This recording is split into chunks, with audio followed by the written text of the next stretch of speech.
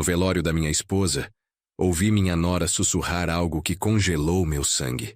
Aproveita e muda o nome dele na herança. Naquele momento, enquanto eu fingia chorar diante do caixão de Beatriz, minha companheira de 42 anos, percebi que estava cercado por abutres. Abutres que mal conseguiam disfarçar a ansiedade para colocar as mãos no que levei décadas construindo. Mas o que eles não sabiam era que Beatriz não estava morta.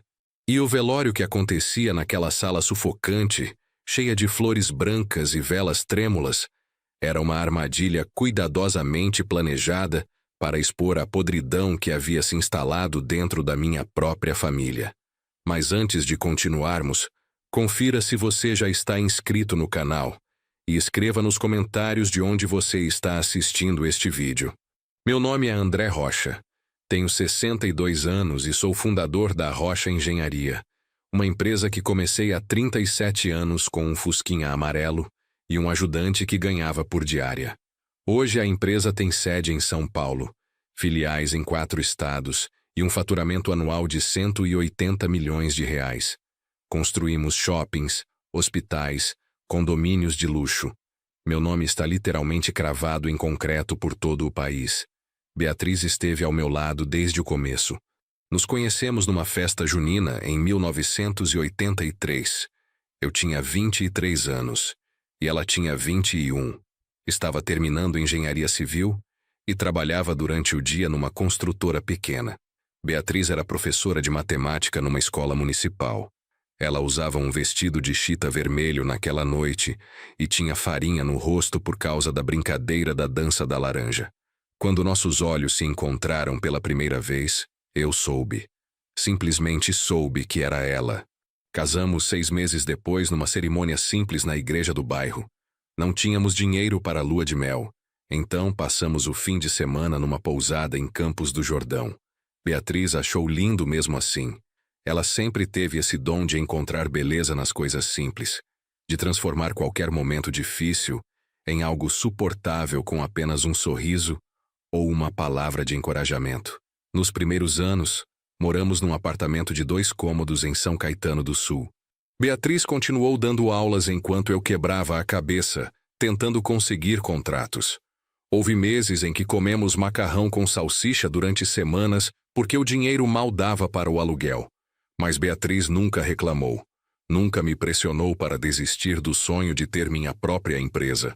Pelo contrário, ela economizava cada centavo que podia, remendava minhas roupas de trabalho, levava marmita para a escola para poupar no almoço, tudo para que eu pudesse investir na empresa. Em 1987, consegui meu primeiro contrato grande, a reforma de um prédio comercial no Brás. O lucro daquele projeto nos permitiu sair do apartamento minúsculo e alugar uma casa pequena em Santo André. Beatriz chorou de felicidade quando viu a casa pela primeira vez. Tinha 2 quartos, um quintal onde ela plantou rosas e jasmins e uma cozinha com azulejos azuis que ela adorou. Foi nessa casa que nosso filho nasceu. Lucas André Rocha veio ao mundo numa madrugada chuvosa de março de 1990. Beatriz teve um parto difícil. Ficou 12 horas em trabalho de parto no Hospital São Caetano. Quando finalmente seguraram aquele bebê nos meus braços, olhei para Beatriz exausta na cama e prometi a ela que daria a nosso filho tudo que não tivemos: estabilidade, educação, oportunidades. E cumpri essa promessa. À medida que a Rocha Engenharia crescia, nossa qualidade de vida melhorava. Em 1995 compramos nossa primeira casa própria, uma sobrado de 3 andares em São Bernardo do Campo. Lucas estudou nas melhores escolas particulares da região. Teve aulas de inglês, natação, judô. Quando terminou o ensino médio com notas excelentes, pagamos para ele fazer engenharia civil na Universidade de São Paulo. Beatriz estava tão orgulhosa no dia da formatura dele. Ela usava um vestido azul marinho que compramos especialmente para a ocasião e não parava de tirar fotos. "Nosso filho é engenheiro, André", ela repetia com os olhos brilhando. "Conseguimos dar a ele o que nossos pais não puderam nos dar." Lucas se juntou à empresa em 2012, com 22 anos recém-completados. Comecei ele na base, como estagiário no departamento de orçamentos, porque acreditava que precisava aprender o negócio de baixo para cima, como eu havia aprendido. Mas Beatriz achava que eu era duro demais com ele. André, ele já tem diploma universitário. Não precisa começar fazendo fotocópias e servindo café. Ela argumentava. Talvez eu devesse ter ouvido Beatriz. Talvez se eu tivesse dado a Lucas mais responsabilidade desde o começo, mais reconhecimento, mais participação nas decisões importantes, as coisas teriam sido diferentes. Mas eu tinha meus motivos. Queria que ele valorizasse cada degrau que subisse, que entendesse que construir algo de valor leva tempo, esforço, sacrifício. Lucas trabalhou na empresa durante 5 anos antes de conhecer Patrícia.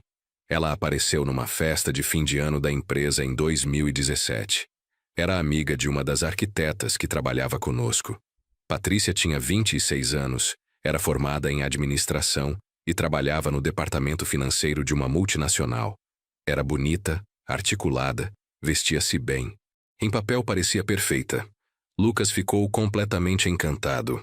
Começaram a namorar naquela mesma noite, e 6 meses depois, ele anunciou que queria se casar. Beatriz ficou empolgada com a ideia de ter uma nora, de finalmente ter uma filha, mesmo que por afinidade. Organizou chás de panela, ajudou Patrícia a escolher o vestido de noiva, tratou-a como se fosse sua própria filha. Eu também gostei de Patrícia no começo. Ela era educada, prestativa, parecia genuinamente interessada em Lucas. Mas havia algo que me incomodava. Algo sutil que eu não conseguia identificar claramente. Era a maneira como seus olhos percorriam nossa casa quando vinha jantar, avaliando cada móvel, cada quadro, cada detalhe. Era como ela fazia perguntas sobre a empresa de forma casual, mas sempre direcionadas. Quanto vocês faturam por ano, sogro? A empresa está registrada em nome de quem? Vocês têm seguro de vida? Beatriz dizia que eu estava sendo paranoico. André, ela vem de uma família classe média. Nunca teve contato com esse nível de prosperidade. É natural que tenha curiosidade. Ela me tranquilizava. E eu queria acreditar nisso. Queria acreditar que meu desconforto era infundado, que estava projetando medos irracionais numa moça inocente que apenas amava meu filho. O casamento aconteceu em janeiro de 2018. Numa cerimônia grande no Buffet Colonial, em Santo André. Foram 250 convidados, banda ao vivo, decoração com rosas brancas importadas. Gastei R$120 mil naquele casamento porque queria que fosse perfeito para Lucas. Quando vi meu filho no altar esperando Patrícia entrar, senti um aperto no peito. Meu garotinho estava se tornando um homem, construindo sua própria família. Nos primeiros meses após o casamento, tudo parecia bem. Lucas e Patrícia moravam num apartamento de 3 quartos em São Caetano, que demos de presente de casamento. Lucas continuava trabalhando na empresa, agora como gerente de projetos. Patrícia continuou no emprego dela na multinacional. Jantávamos juntos todo domingo na nossa casa, onde Beatriz preparava lasanha ou feijoada, os pratos favoritos de Lucas. Mas então as coisas começaram a mudar. Sutilmente no começo, depois de forma mais óbvia. Lucas começou a pedir mais responsabilidades na empresa. Queria acesso às contas bancárias, autoridade para assinar contratos sozinho, poder de decisão sobre contratações e demissões. Quando eu perguntava, por que essa urgência repentina, ele dizia que estava na hora de eu começar a passar o bastão, que ele tinha 28 anos e precisava de mais autonomia. Lucas, você está na empresa há apenas 6 anos. Eu argumentei numa reunião que tivemos no meu escritório. Ainda há muito que você precisa aprender sobre o negócio antes de assumir esse nível de responsabilidade. Ele ficou vermelho de raiva. 6 anos, pai. 6 anos trabalhando aqui e você ainda me trata como estagiário. Não trato você como estagiário. Trato você como alguém que ainda está aprendendo o negócio. A diferença é que você não confia em mim. Ele retrucou com amargura. Você nunca vai confiar em mim o suficiente para realmente me dar poder de decisão aqui. Confiança se constrói com tempo e resultados comprovados. Respondi, mantendo a calma. Mostre-me durante mais alguns anos que pode lidar com projetos complexos do início ao fim, que pode tomar decisões difíceis sob pressão, e então conversaremos sobre expandir sua autoridade. Lucas saiu do meu escritório batendo a porta. À noite, Beatriz me contou que ele ligou para ela chorando, dizendo que eu nunca o respeitaria como profissional, que sempre seria apenas o filho do dono, sem poder real. Beatriz ficou do lado dele. André, talvez você esteja sendo duro demais. Ele tem razão sobre uma coisa. Já faz 6 anos. Talvez seja a hora de dar a ele mais participação. Beatriz, você não entende como funciona uma empresa desse porte. Eu disse com frustração. Não posso simplesmente dar acesso total às contas para alguém que ainda comete erros de julgamento. Que erros? Me dê um exemplo concreto. Eu respirei fundo. Mês passado, ele autorizou a compra de material de construção de um fornecedor novo, sem verificar referências. O material chegou com qualidade inferior e tivemos que devolver tudo. Isso atrasou uma obra em 2 semanas e custou à empresa R$60 mil em multas contratuais. Todo mundo comete erros, André. Você também cometeu quando estava começando. Sim, mas eu não tinha acesso a contas bancárias com milhões de reais quando estava cometendo esses erros de iniciante. Há uma diferença entre errar com projetos pequenos e errar com decisões que podem afetar a empresa inteira. Beatriz suspirou. Às vezes tenho a impressão de que você nunca vai achar que ele está pronto. Aquela conversa ficou na minha cabeça. Será que eu estava sendo injusto? Será que estava colocando obstáculos desnecessários no caminho do meu próprio filho? Comecei a me questionar, a me sentir culpado. Talvez Beatriz tivesse razão. Talvez eu estivesse projetando meu próprio medo de perder controle da empresa que construí. Então, aconteceu algo que mudou completamente minha perspectiva. Era uma sexta-feira à noite, em agosto de 2023. Beatriz e eu estávamos em casa assistindo a um filme quando ela recebeu uma ligação de Lucas. Ele estava visivelmente perturbado. Mãe, preciso conversar com vocês. Posso ir aí? Claro, filho. Aconteceu alguma coisa? Prefiro falar pessoalmente. Ele chegou meia hora depois sozinho. Patrícia não estava com ele. Nos sentamos na sala e esperei ele começar. Pai, mãe, descobri algo hoje que me deixou muito preocupado. Ele começou com a voz tensa. Encontrei documentos no nosso apartamento escondidos no armário de Patrícia. Eram cópias de documentos da empresa. Contratos, balanços financeiros, informações sobre contas bancárias. Meu estômago apertou. Como ela conseguiu esses documentos? Não sei, mas tinha mais coisa. Havia anotações dela com números, cálculos sobre valor da empresa, estimativas de quanto cada propriedade vale, especulações sobre heranças. Beatriz ficou pálida. Você acha que ela está planejando algo? Lucas passou a mão pelo cabelo, um gesto que fazia desde criança quando estava nervoso. Não sei o que pensar. Confrontei ela, e ela disse que era apenas curiosidade, que como faz parte da família agora queria entender melhor o negócio familiar. E você acreditou? Perguntei. Não sei. Ela parecia sincera, mas, ao mesmo tempo, por que esconder os documentos? Por que não simplesmente me pedir para explicar as finanças da empresa se ela está curiosa? Lucas, onde Patrícia está agora? Beatriz perguntou. Na casa da mãe dela. Brigamos e ela saiu dizendo que ia passar o fim de semana lá para eu acalmar a cabeça. Passamos as próximas 2 horas conversando. Lucas estava claramente dividido entre o amor pela esposa e a suspeita de que algo não estava certo. Tentei ser ponderado. Não queria ser o sogro que coloca o filho contra a esposa, mas também não podia ignorar sinais de alerta tão claros. Lucas, vou sugerir algo e quero que você pense com calma antes de reagir, eu disse. Acho que devemos contratar um investigador particular, discreto, profissional, apenas para ter certeza de que não há nada suspeito acontecendo. Investigar minha própria esposa? Pai, isso é absurdo. É precaução. Beatriz interveio surpreendentemente. Filho, se não há nada de errado, o investigador não vai encontrar nada e você terá paz de espírito. Mas se há algo acontecendo, é melhor descobrir agora do que depois. Lucas relutou, mas eventualmente concordou. Na segunda-feira seguinte, contratei Roberto Mendes, um investigador particular que já tinha trabalhado para mim no passado, verificando antecedentes de potenciais sócios comerciais. Roberto era discreto, eficiente e tinha uma rede de contatos impressionante. Expliquei a situação e pedi que ele investigasse Patrícia de forma abrangente. Histórico financeiro, comunicações, associações, tudo. Senhor Rocha, quanto tempo o senhor quer que eu dedique a isso? Roberto perguntou. O tempo necessário. Dinheiro não é problema. Eu preciso saber se minha nora representa uma ameaça para minha família. Durante as 2 semanas seguintes, tentei manter tudo normal. Jantares de domingo continuaram. Conversas no escritório com Lucas seguiram a rotina habitual.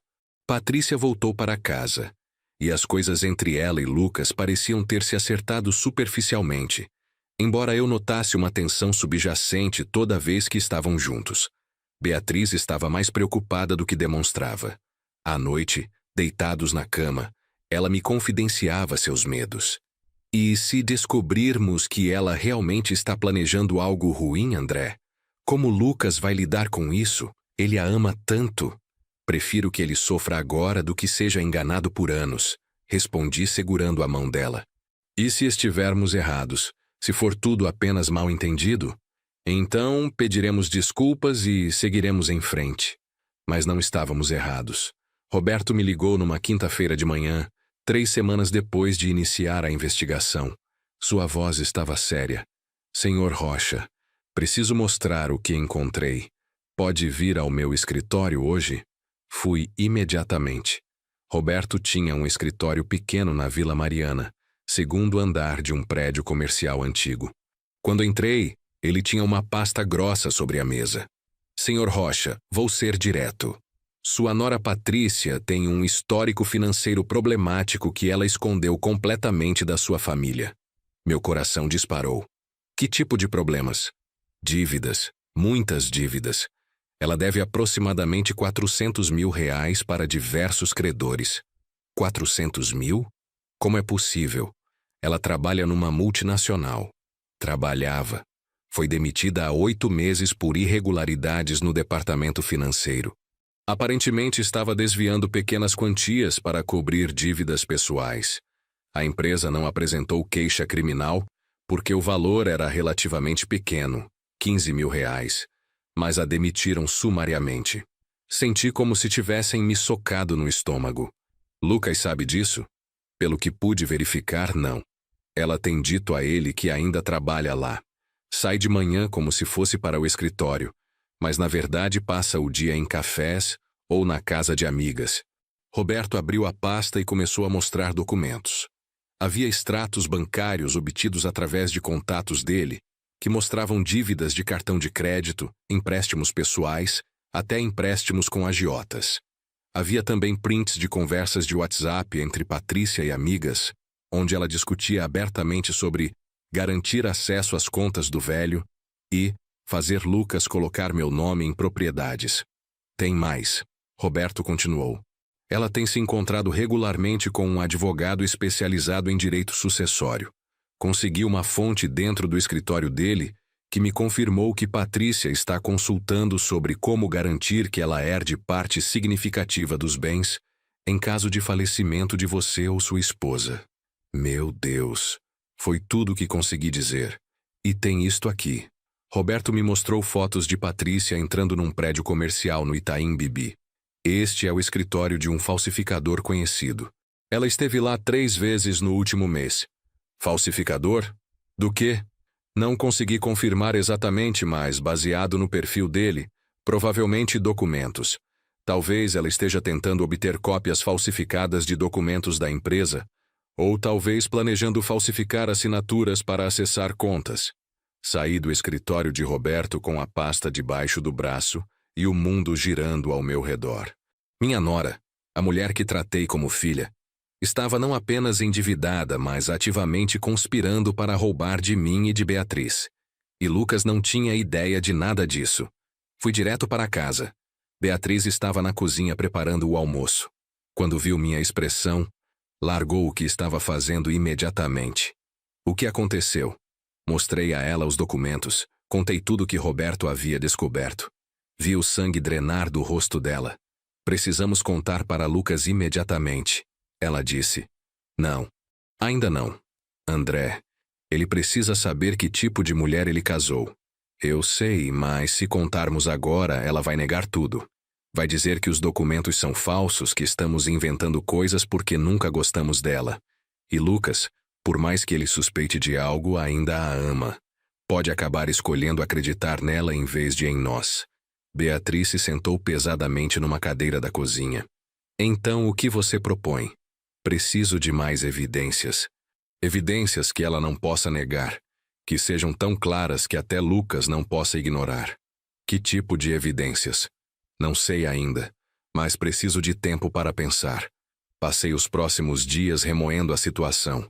Toda vez que via Patrícia nos jantares de domingo, tinha que me segurar para não confrontá-la ali mesmo.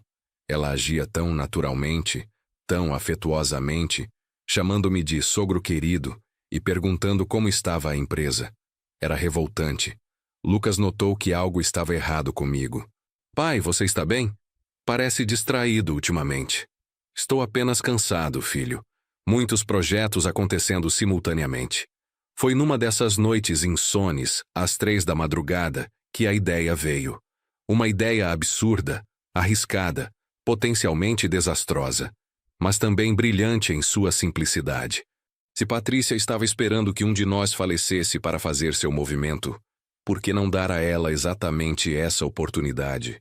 Por que não criar uma situação onde ela pensasse que poderia agir livremente, onde se sentiria segura o suficiente para revelar suas verdadeiras intenções?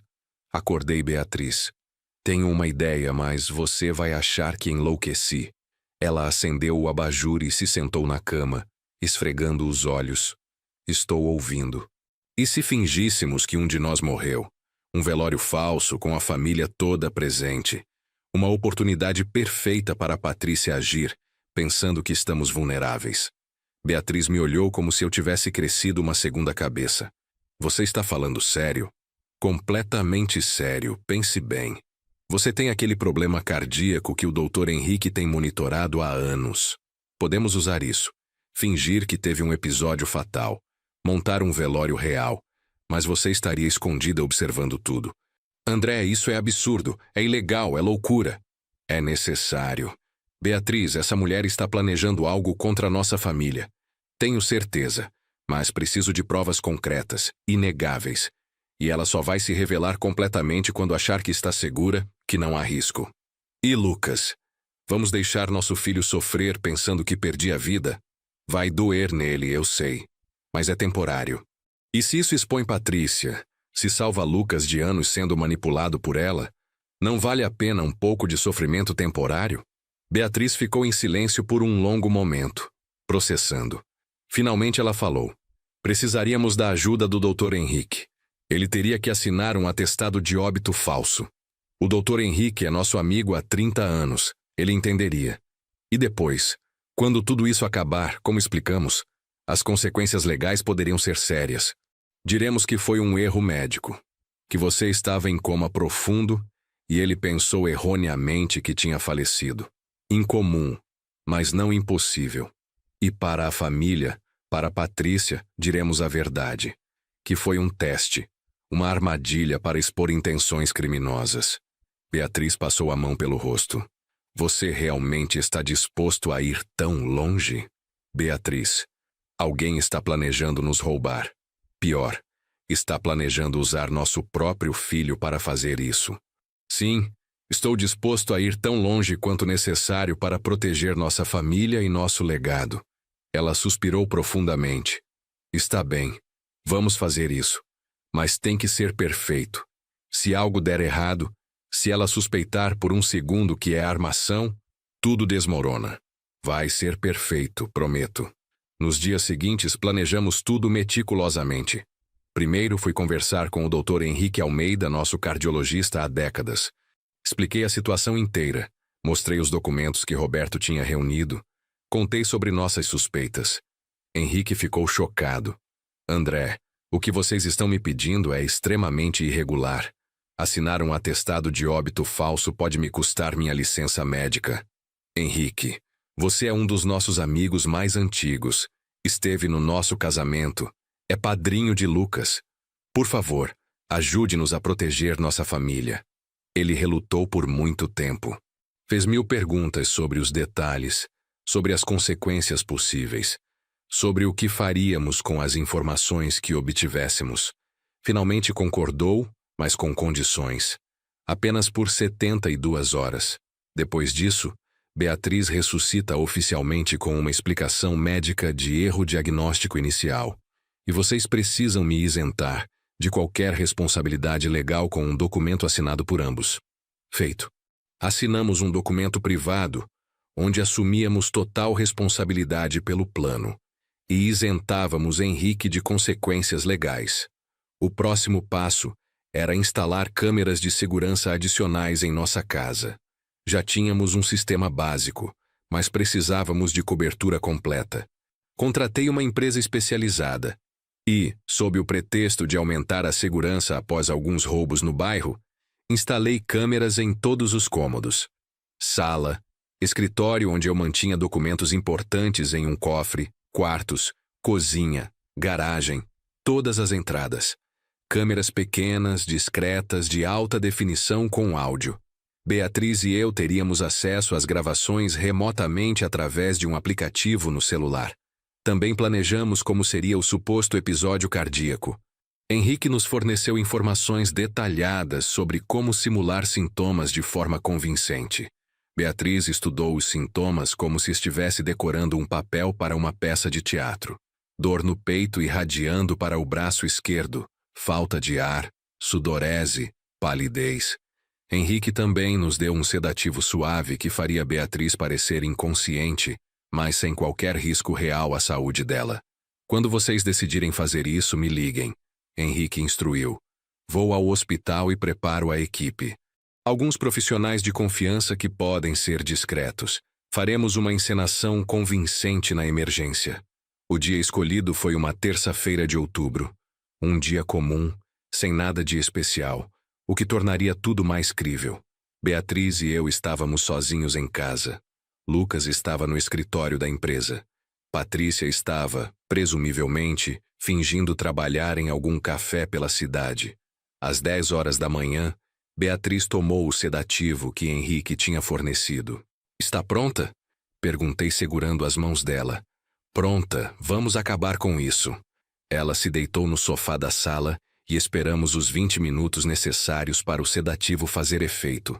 Gradualmente vi suas pálpebras ficarem pesadas, sua respiração ficar mais lenta. Quando ela estava completamente inconsciente, mas respirando normalmente, liguei para o 192 com pânico genuíno na voz.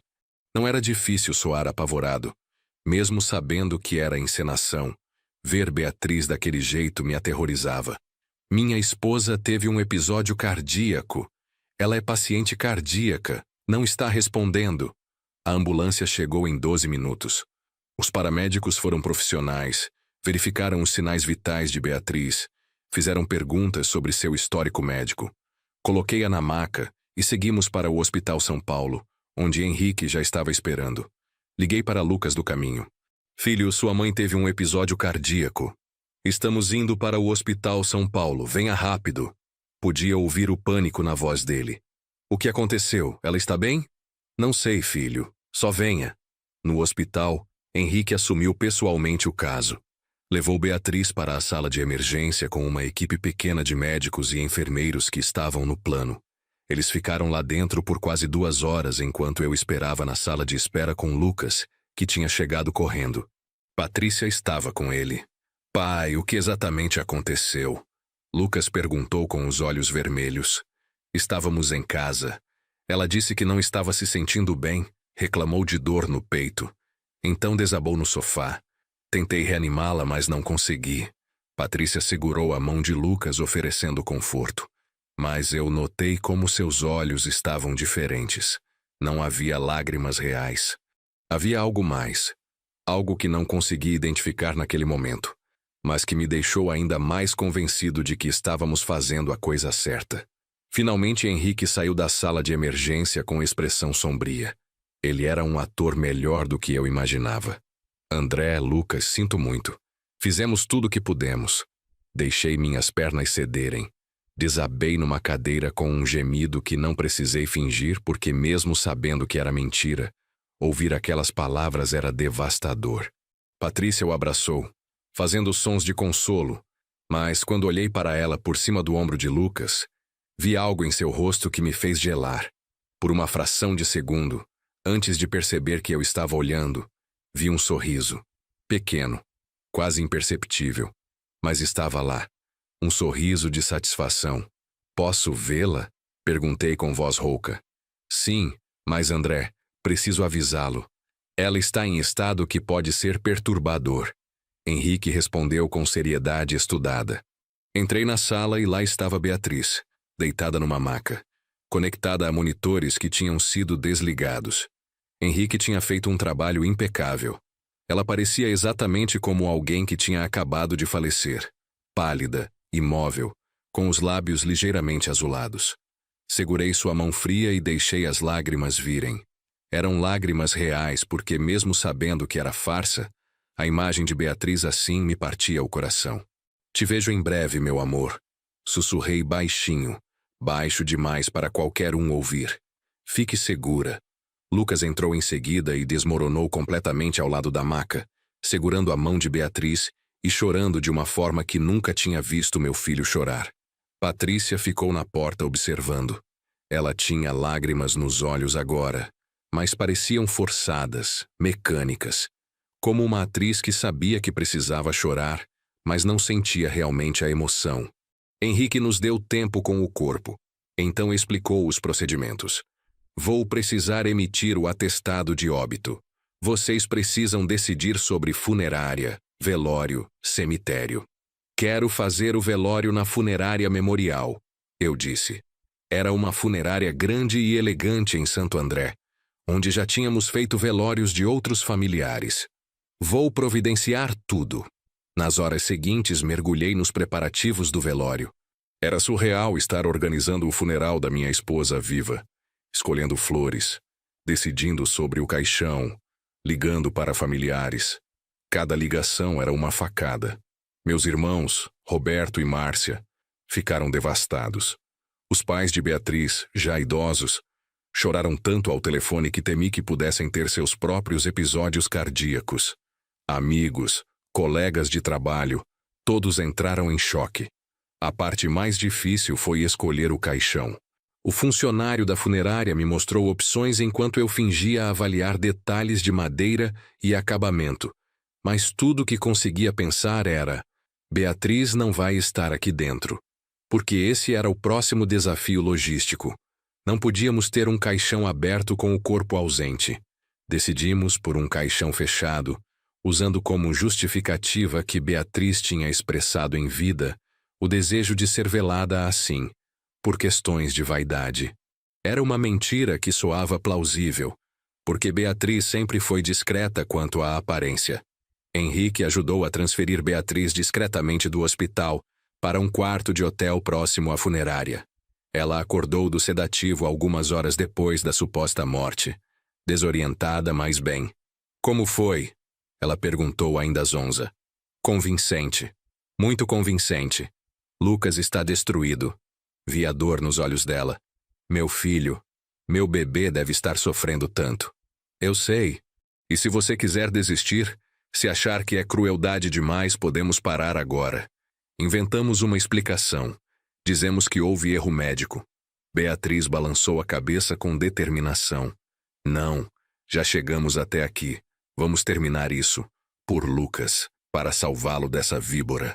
O velório foi marcado para começar na quinta-feira à tarde e continuar até sexta-feira de manhã, quando seria o enterro. Isso nos dava aproximadamente 36 horas para observar o comportamento de Patrícia e capturar qualquer evidência de suas intenções criminosas.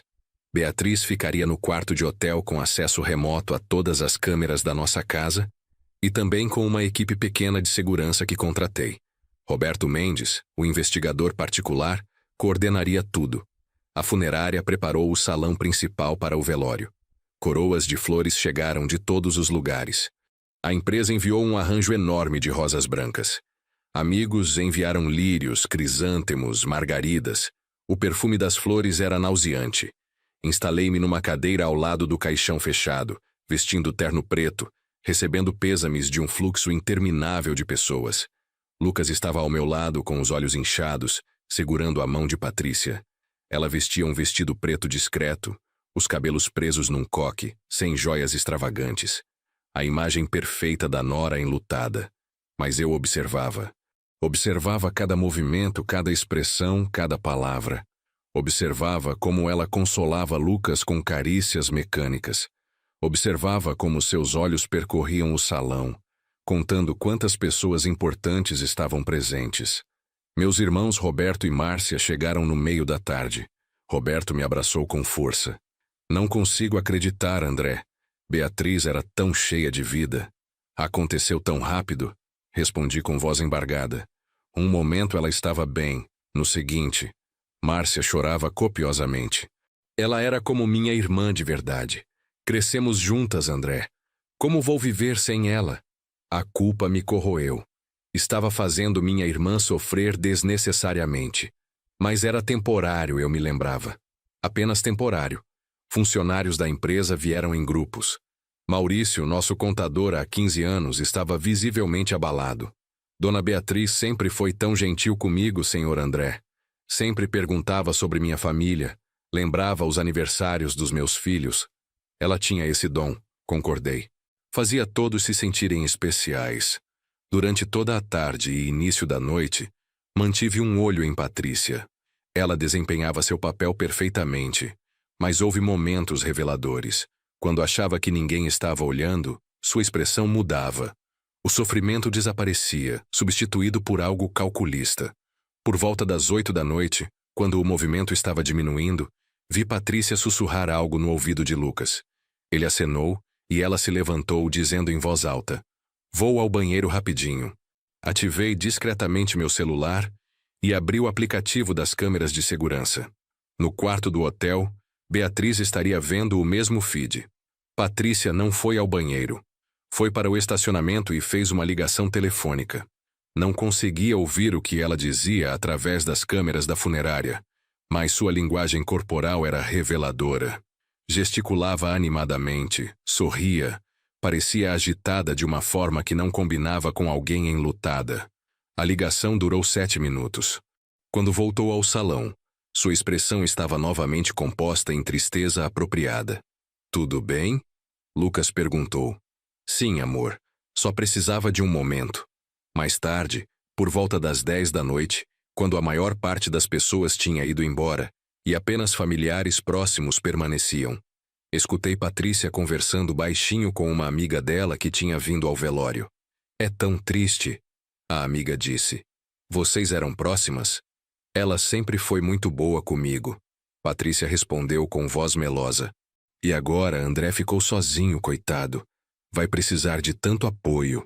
Havia algo na forma como ela disse isso, uma ênfase estranha na palavra sozinho, que me fez pensar que ela já estava calculando o próximo movimento. A noite se arrastou. Eventualmente persuadi Lucas a ir para casa descansar um pouco.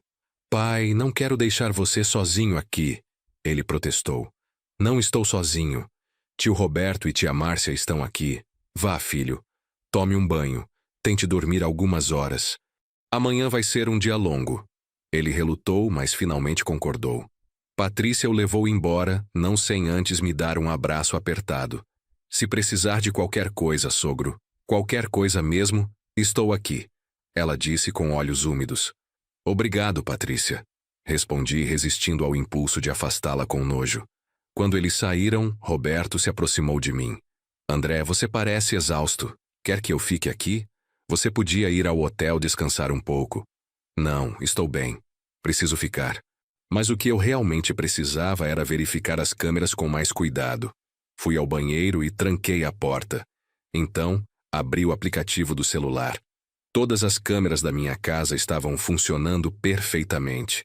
A casa estava vazia e escura. Por enquanto. Liguei para Beatriz no quarto do hotel. Ela atendeu no primeiro toque. Como você está? Perguntei baixinho. Inquieta, angustiada. Vi Lucas chorando no feed das câmeras quando vocês estavam na sala de emergência. André, nosso filho está sofrendo tanto. Eu sei, meu amor, eu sei. Mas estamos fazendo isso por ele, para protegê-lo.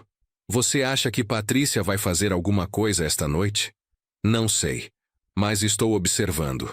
Roberto também está monitorando tudo. Se ela fizer qualquer movimento suspeito, vamos saber. André, estou com medo. E se isso sair errado? E se ela descobrir? Não vai descobrir. O plano é sólido. Confie em mim. Desliguei e voltei ao salão. A noite continuou lentamente. Alguns familiares foram embora. Outros decidiram fazer vigília a noite toda. Por volta das 2 da madrugada, estava quase dormindo na cadeira quando meu celular vibrou. Era uma notificação do sistema de segurança. Movimento detectado na minha casa. Meu coração disparou. Abri o aplicativo imediatamente. As câmeras mostravam Patrícia entrando pela porta da frente. Sozinha. Eram 2h15 da manhã. O que ela estava fazendo na minha casa no meio da madrugada durante o velório da minha suposta esposa? Aumentei o som para ouvir. Ela acendeu as luzes da sala e olhou ao redor. Então tirou o celular e fez uma ligação. Estou aqui, ela disse. A casa está vazia. André está no velório e provavelmente vai ficar lá a noite toda. Lucas está dormindo em casa. Dei 2 comprimidos para dormir no chá dele. Ele vai ficar apagado por horas. Meu sangue gelou. Ela tinha drogado meu filho. E os documentos? A pessoa do outro lado perguntou. Não conseguia ouvir claramente, mas parecia uma voz masculina. Vou procurar agora. O escritório dele deve ter tudo. Contratos, senhas, escrituras. Ele deve guardar tudo no cofre. Ela desligou e foi diretamente para o meu escritório. Eu observava através da câmera instalada ali, meu coração batendo tão forte que tinha certeza que as pessoas ao meu redor podiam ouvir. Patrícia acendeu a luz do escritório e foi direto para o cofre embutido na parede atrás da minha mesa. Era um cofre grande, profissional, com combinação eletrônica. Ela obviamente não sabia a combinação, mas isso não a impediu. Do bolso da bolsa, tirou um pequeno dispositivo eletrônico. Meu Deus, ela tinha um decodificador de cofre. Aqueles dispositivos eram ilegais, usados por ladrões profissionais. Onde ela tinha conseguido isso? Conectou o dispositivo ao painel do cofre e esperou. A câmera capturava perfeitamente cada movimento, cada detalhe. Levou 15 minutos, mas eventualmente o cofre emitiu um bip e a porta se abriu. Patrícia riu. Um som baixo e triunfante. Finalmente, ela murmurou. Começou a tirar documentos do cofre. Contratos da empresa, escrituras de propriedades, apólices de seguro, documentos bancários, cópias do meu testamento. Ela colocou tudo sobre minha mesa e começou a fotografar cada página com o celular. Página após página, documento após documento. Estava literalmente roubando todas as informações confidenciais sobre meus bens e minha empresa. Não conseguia acreditar no que estava vendo. A audácia, a frieza, a premeditação de tudo aquilo. Quando terminou de fotografar, ela não devolveu os documentos ao cofre. Em vez disso, pegou alguns dos mais importantes, dobrou-os e colocou dentro da bolsa. Estava roubando os documentos originais. Então ela fez algo ainda mais chocante. Tirou da bolsa um envelope e de dentro dele, retirou o que pareciam ser documentos novos. Olhando mais de perto através da câmera, percebi o que eram. Cópias falsificadas dos documentos que ela acabara de roubar, mas com alterações. Ela estava substituindo documentos originais por versões falsificadas. Não conseguia ler exatamente o que estava diferente, mas podia imaginar.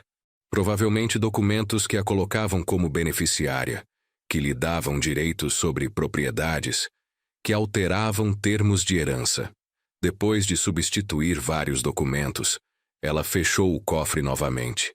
Limpou as impressões digitais da superfície com um lenço, apagou as luzes e saiu do escritório. Foi até a sala, olhou ao redor uma última vez e saiu da casa. Do início ao fim, ela esteve lá por exatamente 47 minutos. Eu tinha tudo gravado. Vídeo de alta definição com áudio claro. Evidência irrefutável de invasão, roubo e falsificação de documentos. Imediatamente liguei para Roberto Mendes. Roberto, Patrícia acabou de invadir minha casa. Tenho tudo em vídeo. Ela roubou documentos, substituiu por falsificações. Senhor André, isso é melhor do que esperávamos.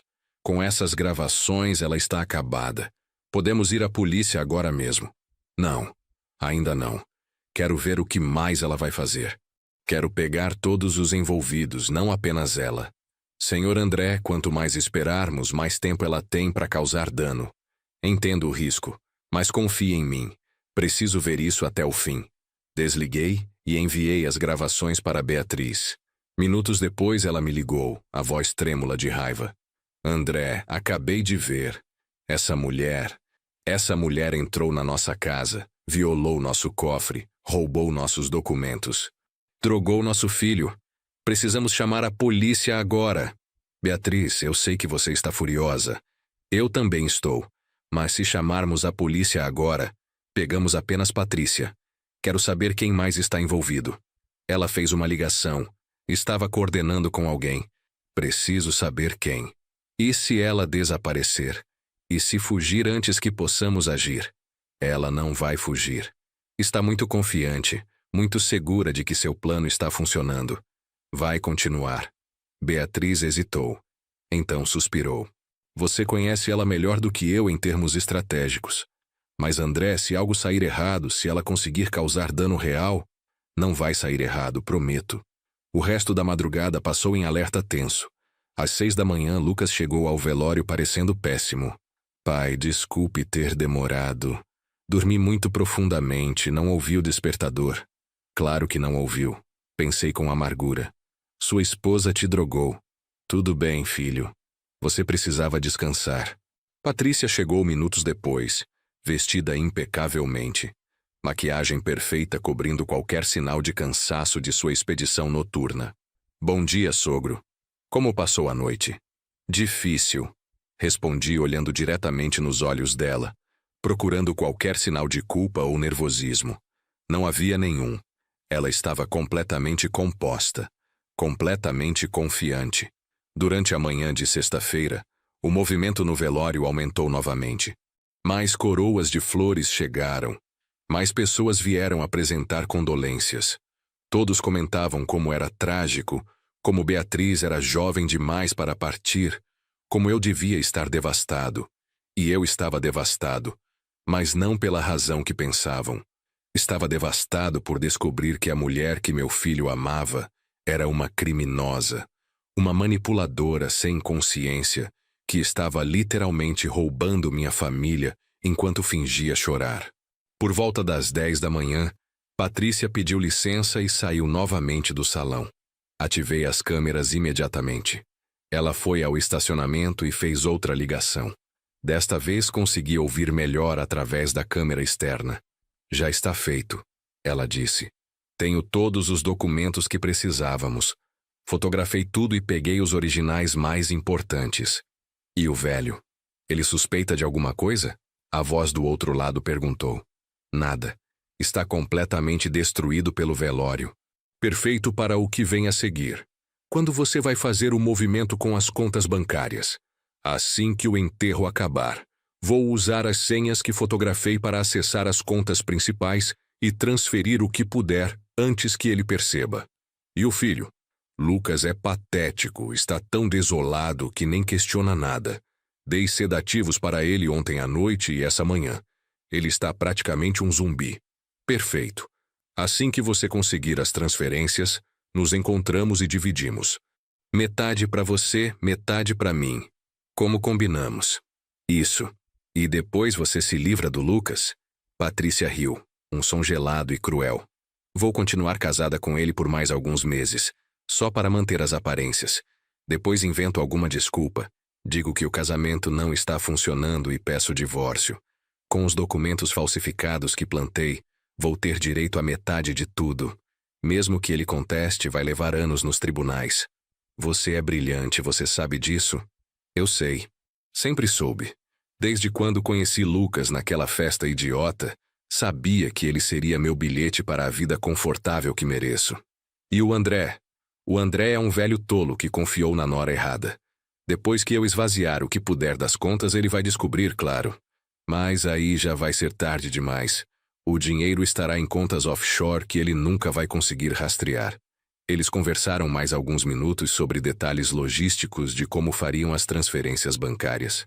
Patrícia mencionou que tinha um falsificador que criou documentos de identidade falsos para ela acessar os bancos pessoalmente se necessário. Quando ela finalmente desligou, eu estava tremendo de raiva. Não era mais apenas suspeita. Era confirmação absoluta de um plano criminoso elaborado. Patrícia não estava apenas roubando. Ela estava sistematicamente destruindo minha família por ganância pura. Ela voltou ao salão composta como sempre. Sentou-se ao lado de Lucas e pegou a mão dele. Como você está, amor? Mal. Não consigo acreditar que minha mãe se foi. Ela o abraçou. E eu vi no rosto dela aquela mesma expressão calculista. Estava abraçando meu filho enquanto planejava destruí-lo. Por volta do meio-dia, chegou a hora do enterro. O cortejo fúnebre saiu da funerária em direção ao cemitério da Saudade em Santo André. Era uma procissão longa, dezenas de carros seguindo o carro funerário. Eu ia no primeiro carro com Lucas e Patrícia. Meus irmãos iam no carro atrás. No cemitério tinha sido preparado um espaço no jazigo da família. O caixão foi colocado em posição. E o padre começou a cerimônia. Ele falou sobre Beatriz com palavras bonitas, sobre como ela tinha sido esposa dedicada, mãe amorosa, amiga leal. Lucas chorava abertamente. Patrícia mantinha a expressão sombria, mas eu notei como seus olhos continuavam verificando o celular discretamente. Provavelmente ansiosa para terminar logo essa farsa e começar a roubar o dinheiro. A cerimônia durou 30 minutos. Quando acabou, as pessoas começaram a se despedir e ir embora. Lucas quis ficar mais tempo ao lado do jazigo. Pai, posso ter alguns minutos sozinho com ela? Claro, filho. Estarei ali esperando. Lucas se ajoelhou ao lado do jazigo e falou baixinho com o caixão. Palavras que não consegui ouvir, mas que quebraram meu coração. Patrícia ficou ao lado dele, uma mão no ombro dele, desempenhando o papel de esposa solidária. Mas seus olhos continuavam no celular. Finalmente Lucas se levantou.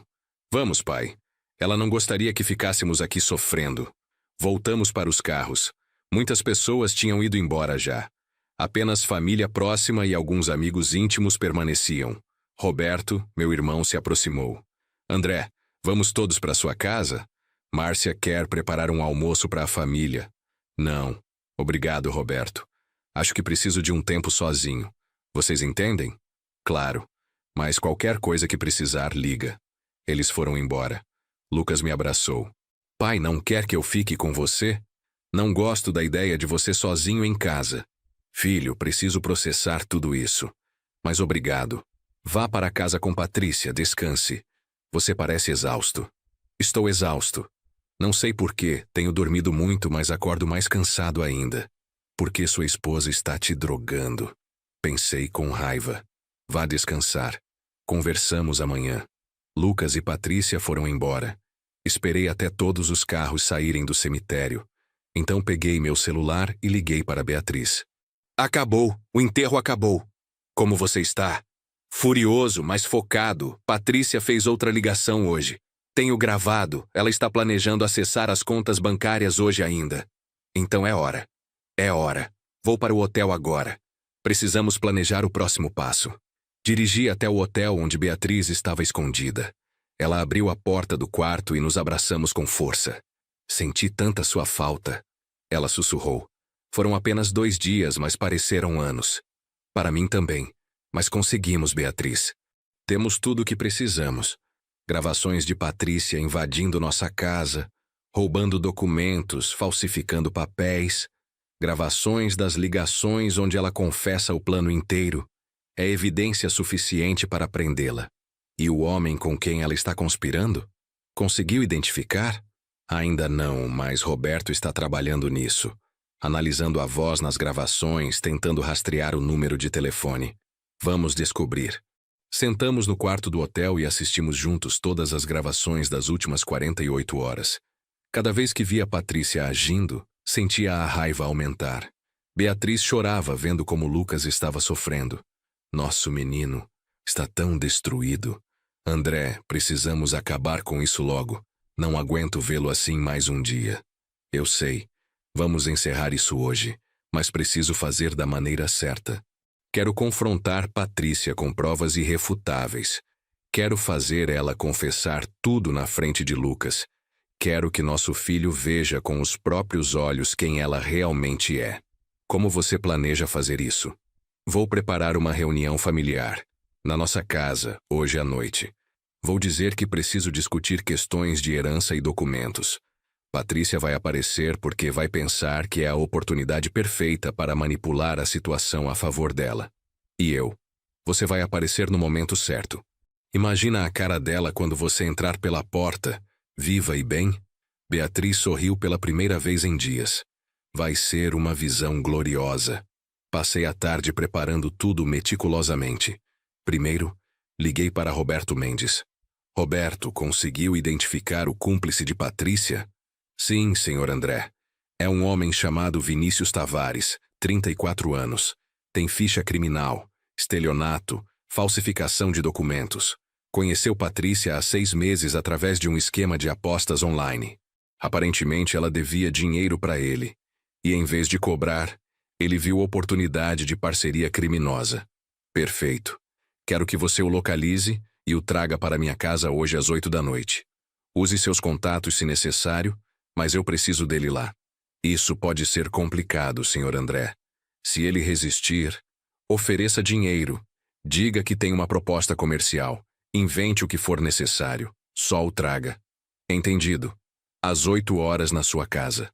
Depois liguei para Lucas. Filho, preciso que você e Patrícia venham para casa hoje à noite. 8 horas, é importante. Pai, o que aconteceu? Preciso discutir questões sobre herança, documentos, o futuro da empresa. São conversas que precisamos ter e não quero adiar. Está bem, estaremos aí. Em seguida liguei para meus irmãos e para Maurício, o contador. Pedi que todos estivessem na minha casa às 8 horas. É urgente. Tem a ver com descobertas que fiz sobre alguns problemas na família. Todos concordaram, intrigados, mas não fazendo muitas perguntas. Finalmente liguei para o Dr. Henrique. Henrique, preciso que você esteja na minha casa hoje às 8 horas. Vamos revelar a verdade. André, tem certeza? Uma vez que fizermos isso, não há volta.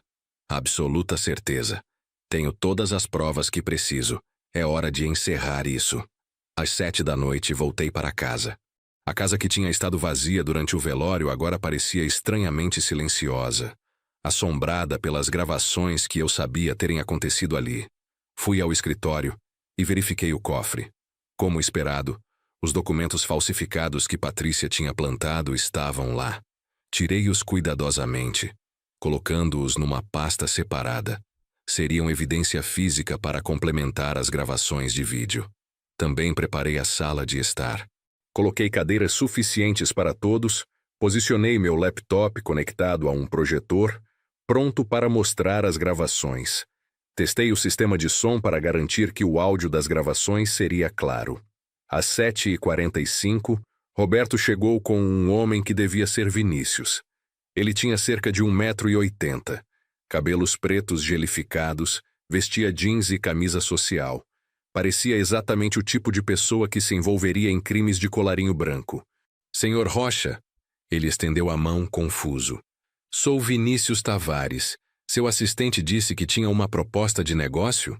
Tenho sim. Entre, por favor. Os outros convidados chegarão em breve. Vinícius entrou cautelosamente. Podia ver que estava confuso, provavelmente se perguntando que tipo de negócio um empresário de respeito teria com ele. Às 8 horas em ponto, a campainha tocou.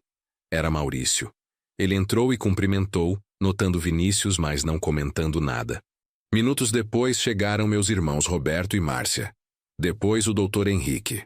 Todos se acomodaram na sala, um clima de curiosidade e leve tensão no ar. Às 8h10, Lucas e Patrícia chegaram.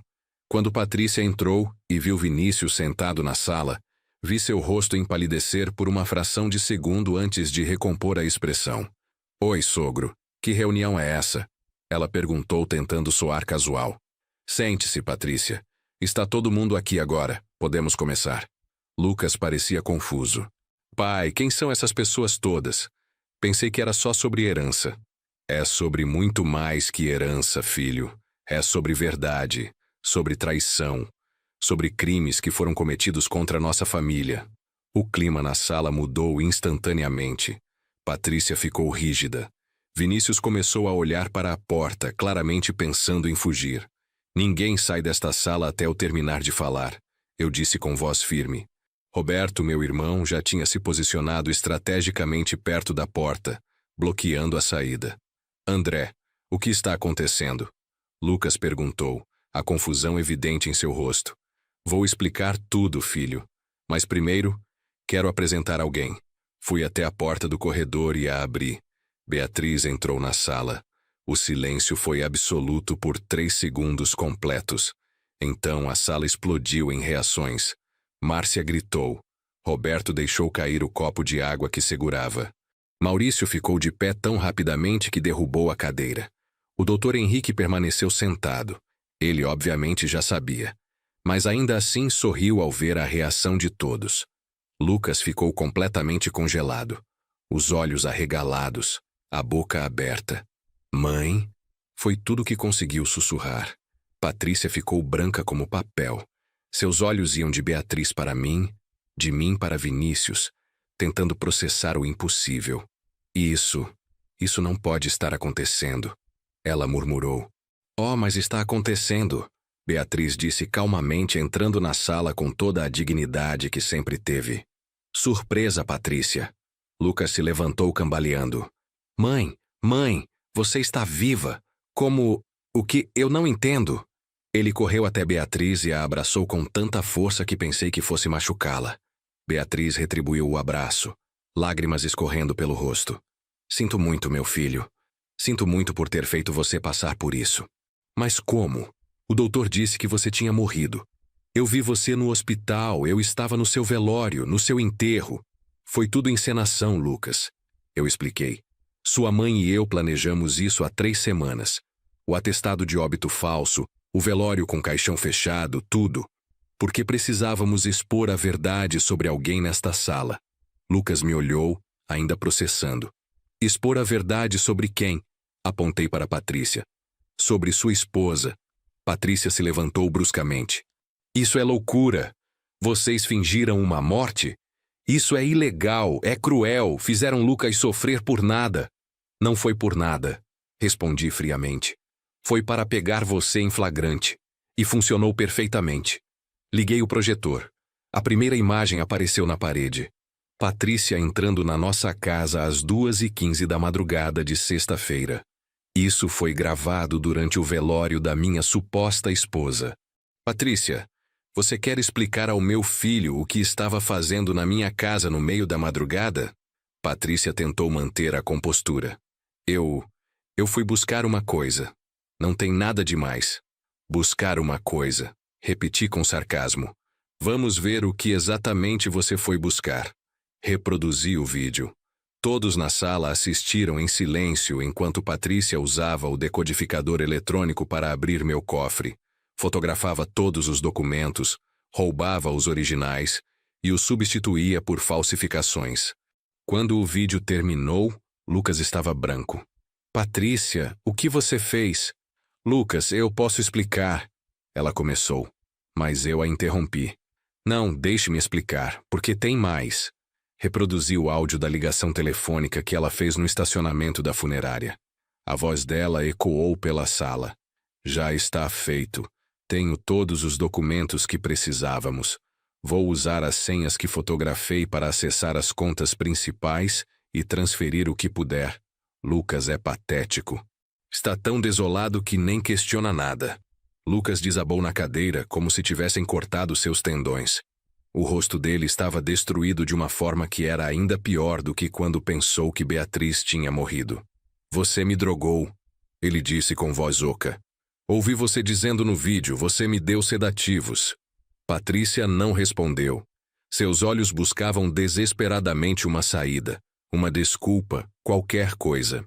E este cavalheiro aqui, eu disse apontando para Vinícius, é seu parceiro neste pequeno esquema criminoso. Vinícius Tavares, criminoso conhecido, especialista em estelionato e falsificação de documentos. Quer nos contar como você e Patrícia se conheceram, Vinícius? Vinícius estava suando visivelmente. Eu quero um advogado. Não vou dizer nada sem um advogado. Você vai precisar de um muito bom, eu disse. Porque tenho gravações de todas as suas ligações com Patrícia. Tenho evidência de conspiração, invasão de domicílio, roubo, falsificação de documentos, tentativa de fraude bancária. Maurício, o contador, se manifestou pela primeira vez. Senhor André, se ela conseguiu as senhas das contas, precisamos bloquear tudo imediatamente. Se ela tentou fazer transferências hoje, já está bloqueado, eu disse. Liguei para todos os bancos esta tarde e congelei todas as contas temporariamente, alegando suspeita de atividade fraudulenta. Se Patrícia tentou acessar qualquer coisa, os bancos têm registro e a bloquearam automaticamente. Patrícia finalmente desmoronou. As lágrimas vieram, mas não eram lágrimas de remorso. Eram lágrimas de frustração, de raiva por ter sido pega. Vocês não entendem, ela disse com voz estridente. Vocês têm tanto dinheiro, tanto, e eu tinha dívidas, problemas que precisava resolver. Não seria nada para vocês ajudar. Mas André sempre foi tão avarento, tão controlador. Avarento? Beatriz disse com voz gélida. Demos a você e Lucas um apartamento de presente de casamento. Pagamos um casamento de 120 mil reais. Você teve tudo o que precisava. Não tive. Nunca tive acesso ao dinheiro de verdade. Sempre migalhas, sempre controlado. Lucas nunca teve poder real na empresa. Vocês sempre o trataram como criança. Porque ele era uma criança em termos profissionais. Eu explodi. 6 anos de experiência não são nada comparados aos 37 que levei construindo este negócio. Mas você não queria esperar. Não queria que ele conquistasse o lugar dele. Queria tudo agora, imediatamente, sem trabalho, sem mérito. Lucas tem direito a esse dinheiro. É o filho de vocês. Ter direito eventualmente e roubar agora são coisas completamente diferentes. Beatriz interveio. E não era apenas sobre dinheiro. Era sobre você. Sobre como você manipulou nosso filho.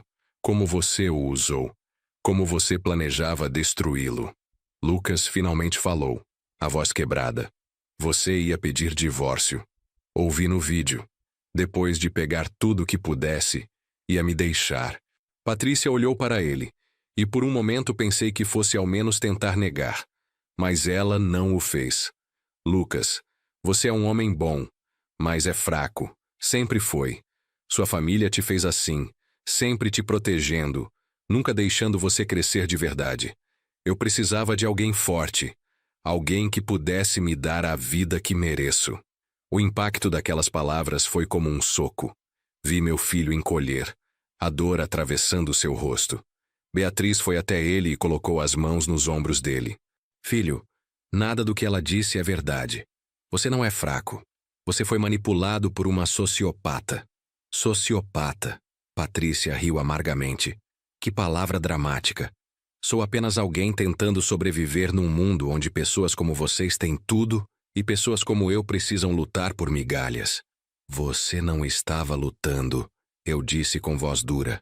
Estava roubando, invadiu minha casa, violou meu cofre, falsificou documentos, conspirou para desviar milhões de reais, drogou meu filho.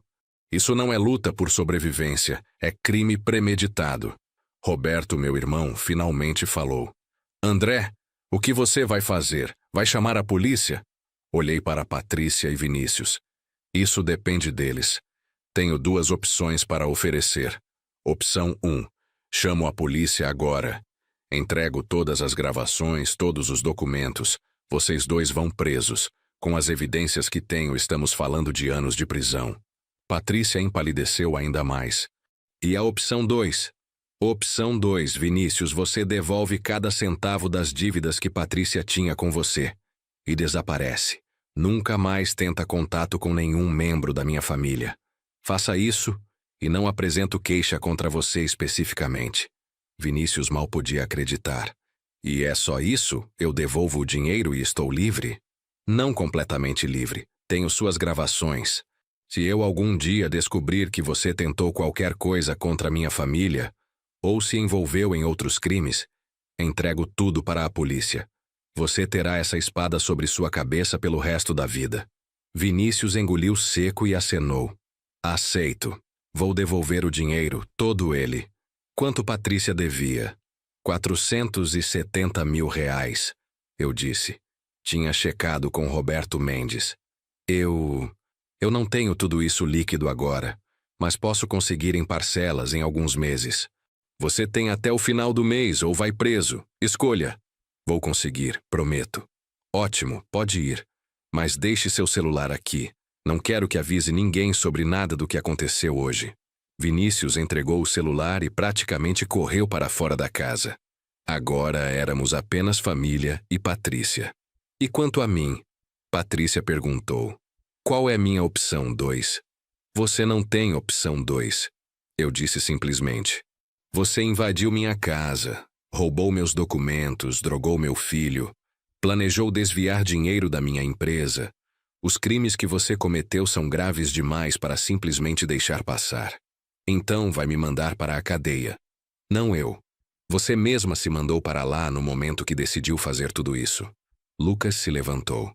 Pai, espera. Ela ainda é minha esposa. Eu preciso de tempo para processar tudo isso.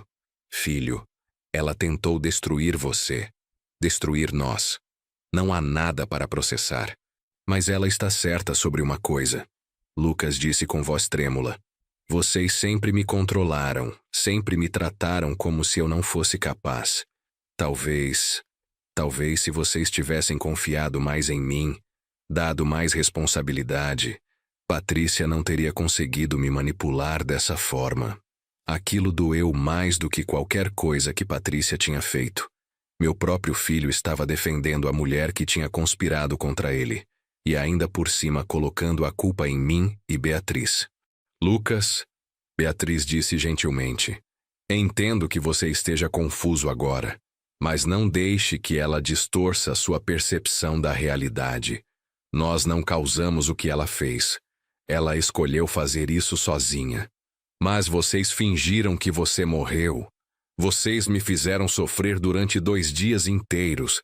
Pensei que tinha perdido minha mãe. Isso também não foi manipulação? Foi, eu admiti.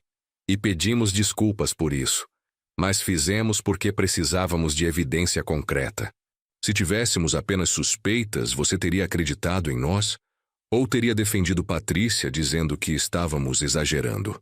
Lucas não respondeu, porque sabíamos todos a resposta. Ele teria defendido Patrícia. Seu amor por ela era cego. Filho, olha para mim, Beatriz pediu. Lucas olhou. Tudo o que sempre fizemos foi por amor, por querer proteger você, preparar você para um dia assumir o legado que construímos. Se erramos no processo, se fomos protetores demais, pedimos desculpas. Mas nunca fizemos nada com má intenção. E ela, Beatriz apontou para Patrícia, fez tudo com má intenção desde o início.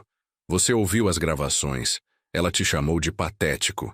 Disse que planejava te usar e depois te descartar. Essas são as palavras de alguém que te ama? Lucas olhou para Patrícia. É verdade. Você nunca me amou de verdade? Patrícia hesitou, e naquela hesitação estava a resposta. Lucas, as coisas são complicadas. No começo talvez houvesse algo real, mas com o tempo você percebeu que podia me usar. Lucas completou, a voz ficando mais firme. Percebeu que eu era ingênuo o suficiente para acreditar em você, fraco o suficiente para ser manipulado. Não foi assim. Foi exatamente assim, e sabe o que é pior? Você está certa, eu sou fraco.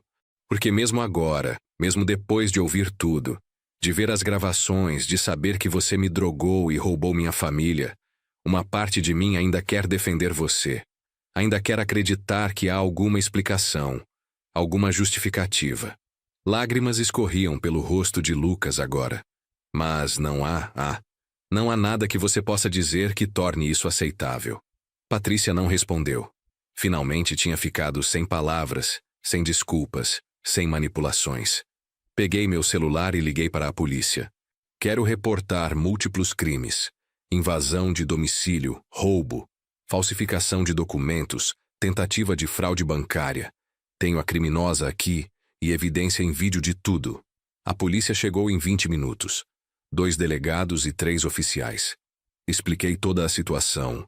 Mostrei as gravações, entreguei os documentos falsificados que Patrícia tinha plantado no cofre.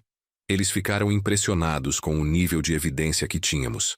Senhor Rocha, raramente vemos casos com documentação tão completa. Um dos delegados disse. Com esse material, a promotoria não terá problemas em processar. Patrícia foi presa ali mesmo. Eles colocaram as algemas enquanto ela chorava, mas eram lágrimas de autopiedade, não de remorso. Lucas, por favor, não deixe isso acontecer. Ela implorou enquanto a levavam. Faça seu pai retirar a queixa. Eu te amo. Você sabe que te amo. Lucas não respondeu. Apenas virou o rosto e se recusou a olhar para ela. Quando a polícia saiu com Patrícia, a casa ficou em silêncio pesado. Maurício foi o primeiro a falar. Senhor André, vou precisar fazer uma auditoria completa das contas da empresa. Se ela teve acesso às senhas, mesmo que por pouco tempo, precisamos verificar se houve qualquer transação que não detectamos. Faça o que for necessário, Maurício. Quero o relatório completo até o final da semana. Meus irmãos se despediram, ainda processando tudo que tinham testemunhado. O doutor Henrique me puxou de lado antes de sair. André, você e Beatriz vão precisar dar declarações oficiais sobre o atestado de óbito falso. Já preparei a documentação médica explicando que foi erro diagnóstico inicial, que Beatriz estava em estado cataléptico que simulava a morte. É incomum, mas há precedentes médicos. Obrigado, Henrique, por tudo. Quando todos saíram, éramos apenas nós 3. Eu, Beatriz e Lucas. Nosso filho estava sentado no sofá olhando para o nada. Filho, Beatriz se sentou ao lado dele. Como você está? Não sei. Sinto como se meu mundo inteiro tivesse desmoronado. A mulher que amava era mentira. Minha mãe morreu, mas não morreu. Meu pai montou uma armadilha elaborada. Nada é como eu pensava que era. Eu sei que é muito para processar, eu disse sentando do outro lado dele. E você tem todo o direito de estar confuso, bravo, magoado. Mas precisa entender que fizemos isso para te proteger. Proteger fazendo eu pensar que minha mãe tinha morrido? Proteger mostrando quem Patrícia realmente era, antes que ela causasse dano irreparável. Filho, se não tivéssemos feito isso, ela teria roubado milhões. Teria destruído a empresa. E depois teria te deixado com o coração partido e falido. Fizemos você sofrer por 2 dias para poupar você de anos de sofrimento. Lucas ficou em silêncio por um longo momento. Finalmente ele falou. Vocês têm razão sobre uma coisa. Se tivessem apenas me contado suas suspeitas, eu teria defendido Patrícia. Teria dito que estavam sendo paranoicos, que ela me amava de verdade. Precisava ver com meus próprios olhos, ouvir com meus próprios ouvidos. E agora que viu e ouviu? Beatriz perguntou gentilmente. Agora não sei no que acreditar. Se fui tão errado sobre Patrícia, sobre o que mais estou errado, sobre mim mesmo, sobre vocês, sobre tudo, você não está errado sobre nós, eu disse firmemente. Pode duvidar de muitas coisas agora, mas não duvide do nosso amor. Tudo o que fizemos, cada decisão difícil, cada momento de dureza, foi porque te amamos. Eu sei, Lucas disse com voz cansada. É só que vai levar tempo para processar tudo, para entender como fui tão cego, como deixei ela me manipular desse jeito. Não foi culpa sua. Beatriz insistiu. Patrícia é uma manipuladora profissional. Ela te estudou, identificou suas vulnerabilidades, explorou sua boa índole. Pessoas assim são especialistas em parecer exatamente o que você precisa que elas sejam. Talvez.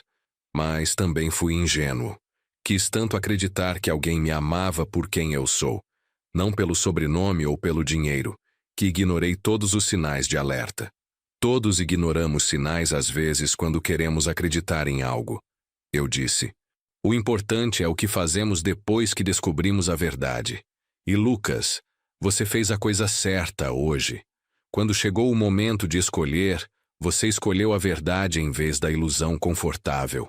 Não pareceu escolha. Pareceu inevitabilidade. Ficamos sentados os três no sofá, em silêncio, processando os eventos dos últimos dias. Finalmente, Lucas perguntou: E agora? O que acontece com Patrícia? Vai a julgamento. Respondi. Com as evidências que temos, a condenação é praticamente garantida. Provavelmente vai pegar de 3 a 6 anos de prisão, dependendo do juiz. E eu? Você vai pedir o divórcio. Vou colocar os melhores advogados à disposição. Com as gravações provando a atividade criminosa dela, o divórcio será rápido e você não vai dever nada a ela. Lucas acenou, absorvendo tudo. Posso ficar aqui esta noite. Não quero voltar para o apartamento. Tem muitas lembranças dela lá. Claro que pode, filho. Beatriz disse, abraçando-o. Pode ficar o tempo que precisar. Esta sempre foi sua casa. Naquela noite, depois que Lucas finalmente foi dormir no quarto dele de adolescente, Beatriz e eu ficamos acordados na nossa cama. Fizemos a coisa certa? Ela perguntou no escuro. Fizemos. Respondi com certeza. Doeu, foi brutal, foi extremo. Mas salvamos nosso filho de anos sendo usado por uma criminosa. Protegemos nosso legado. Expusemos a verdade. E Lucas, ele vai se recuperar disso? Vai levar tempo, mas ele vai. É mais forte do que pensa. Só precisa descobrir isso sozinho. Estou escrevendo isso 6 meses após os eventos daquela noite dramática. Muita coisa mudou. Patrícia foi julgada e condenada a 5 anos de prisão. O processo foi rápido porque ela acabou aceitando um acordo com a promotoria, confessando tudo em troca de uma sentença ligeiramente reduzida. Vinícius Tavares pagou o dinheiro que devia em 3 parcelas, e pelo que Roberto Mendes me informa, mudou-se para o Paraná e está tentando viver honestamente agora. Não tenho certeza se acredito nisso, mas enquanto ficar longe da minha família, não me importo. Lucas pediu o divórcio e foi finalizado em 2 meses. Ele se mudou de volta para casa por 3 meses, mas depois encontrou um apartamento próprio menor, mais modesto. Disse que precisava provar para si mesmo que podia viver de forma independente. E tem provado. Continua trabalhando na empresa, mas com uma atitude completamente diferente. Não pede mais acesso a tudo imediatamente. Em vez disso, foca em aprender, em aperfeiçoar suas habilidades, em ganhar respeito através de resultados. Na semana passada, completou um projeto complexo de construção de um hospital em Campinas, do início ao fim, sem ajuda significativa minha. Fiquei impressionado com sua competência, sua liderança. Como lidou com problemas inesperados. Pela primeira vez, olhei para ele e vi não meu filho, mas um engenheiro competente, um líder em potencial. Quanto a Beatriz e eu, nossa relação ficou ainda mais forte. Passar por aquela experiência extrema, trabalhar juntos para proteger nossa família, nos lembrou do porquê nos apaixonamos há 42 anos. A confiança entre nós é absoluta. Se eu lhe conto uma ideia louca de fingir sua morte para pegar uma criminosa, ela não apenas concorda, mas aperfeiçoa o plano. A reputação da empresa permaneceu intacta. Maurício fez auditoria completa e confirmou que Patrícia não conseguiu roubar nenhum dinheiro, graças ao fato de termos congelado as contas a tempo. Os documentos falsificados foram destruídos e os originais restaurados ao cofre, que agora tem sistema de segurança ainda mais sofisticado. A história do velório falso se espalhou pela família e círculo social. Algumas pessoas acharam brilhante, outras acharam cruel, Não me importo com as opiniões. Fiz o que precisava ser feito para proteger minha família. Se tivesse que fazer tudo de novo, faria exatamente da mesma forma. Lucas ainda está em processo de cura. Faz terapia 2 vezes por semana, trabalhando através da traição, da manipulação, reconstruindo sua autoestima. Diz que a experiência, por mais dolorosa que tenha sido, o ensinou lições valiosas sobre confiar nas pessoas, sobre identificar manipulação, sobre ser mais cauteloso. Se você está ouvindo esta história e se identifica de alguma forma, se suspeita que alguém na sua família está sendo manipulado ou que você mesmo está em relacionamento tóxico, preste atenção aos sinais. Manipuladores são mestres em parecer exatamente o que você precisa. Fazem você questionar sua própria percepção da realidade. Isolam você das pessoas que realmente se importam. Os sinais estavam todos lá com Patrícia. As perguntas invasivas sobre dinheiro desde o começo. O esforço de colocar Lucas contra nós. As mentiras sobre seu emprego. As dívidas escondidas. Mas queríamos tanto acreditar que ela era quem fingia ser que ignoramos os sinais de alerta.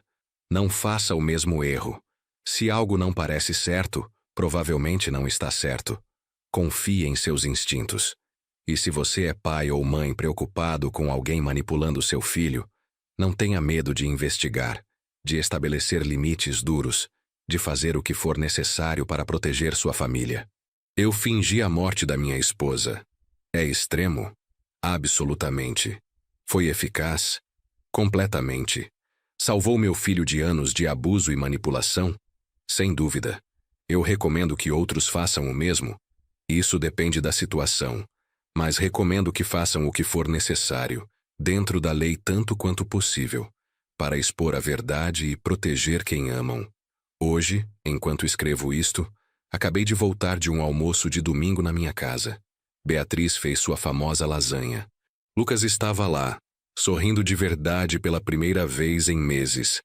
Meus irmãos vieram com suas famílias. Foi barulhento, caótico, perfeito. No meio do almoço, Lucas me puxou de lado. Pai, quero te agradecer. Por quê, filho? Por me amar o suficiente para fazer algo tão extremo. Por me amar mais do que se importar com o que eu pensaria de você no momento. Por me amar o suficiente para me deixar odiar você temporariamente, se isso significasse me salvar a longo prazo. Abracei meu filho, esse homem que está se tornando, que está crescendo através da dor. Sempre, filho, sempre vou te amar o suficiente para fazer o que for necessário. E essa é a verdade. O amor verdadeiro não é sempre gentil. Às vezes é duro. Às vezes estabelece limites que parecem cruéis. Às vezes força confrontos dolorosos. Mas sempre, sempre tem o melhor interesse da outra pessoa no coração. Fingi a morte da minha esposa para salvar meu filho. E faria de novo, sem hesitação. Porque no final, família é tudo. E proteger família requer coragem, criatividade e, às vezes, métodos pouco convencionais. Patrícia está na prisão onde pertence. Lucas está se curando e crescendo. Beatriz e eu estamos mais unidos do que nunca. E a Rocha Engenharia continua forte, construindo não apenas prédios, mas um legado de integridade e força familiar. Esta é minha história. A história de como um velório falso expôs uma verdade real. E de como, às vezes, mentir temporariamente é o único caminho para a verdade permanente.